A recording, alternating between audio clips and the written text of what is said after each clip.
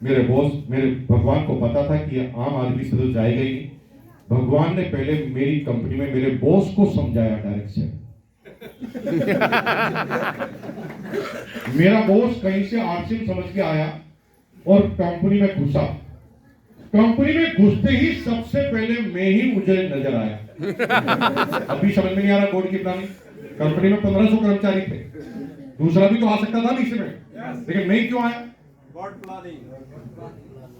जो ही अंदर घुसा, बोर्ड की प्लानिंग में ही सबसे पहले नजर आया। मैं ही नजर आया तो कंपनी की जो बॉस था उसने सबसे पहले मुझे ही पकड़ लिया और मेरे कंधे पे हाथ रखा, कहा मुकेश तुझे ही ढूंढ रहा था।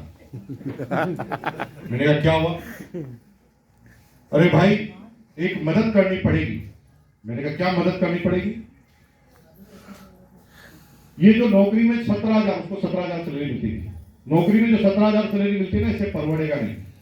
बच्चे बड़े हो रहे हैं, जो एजुकेशन लेना चाहेंगे वो दिला नहीं पाएंगे, क्योंकि हमारी जैसी नौकरी वाले आदमी ना बच्चों को केवल 4-5 तरह के एजुकेशन दिला सकते हैं। क्या? डॉक्टर बन जा, इंजीनियर बन जा, चार्टर्ड बन जा, बिजनेसमैन बन जा, टीचर बन जा, गवर्नमेंट सर्वेंट बन जा। ये सब फ्री पॉकेट के काम, और यही ऐसे काम है जिसमें कोई आदमी जीवन में बड़ा काम नहीं कर पाएगा। बड़ा काम करने के लिए इन 5 चीजों से हटना पड़ता है पहले, और ये इसकी शुरुआत करोड़ों लाखों रुपए से होती है। एक 12th क्लास जिसने फिजिक्स और मैथमेटिक्स में अच्छे नंबर लाए हैं और उसके पिताजी के पास अगर 1 करोड़ रुपए हैं तो पिताजी सीधा उसे पायलट बनाते हैं। और पायलट जो ज्यादा इंटेलिजेंट नहीं है लेकिन पिताजी सक्षम है तो पायलट बनता है, और सैलरी 5 लाख से शुरू होती। लेकिन हम आम आदमी, हमारे पास पैसे नहीं, हमारे पिताजी कहते डॉक्टर बन जा, इंजीनियर बन जा, चार्टर्ड बन जा, रिक्शे वाला बन जा, टैक्सी वाला बन जा।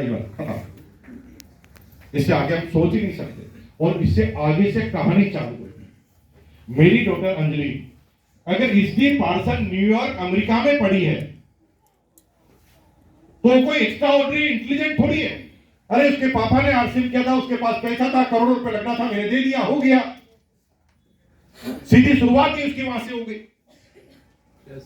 आपके एक गलत डिसीजन से आपकी कितनी फैमिली को खामियाजा भुगतना पड़ेगा आपको पता ही नहीं। हम सब सुरक्षित होने में ढूंढ रहे हैं, जबकि सुरक्षित होने का मेरा लक्ष्य नहीं, ना आपका होना चाहिए। खैर, मेरा बॉस मेरे पास आया, उसने कहा मुकेश मैंने सुना है कि तू बचपन से बिजनेस करता है।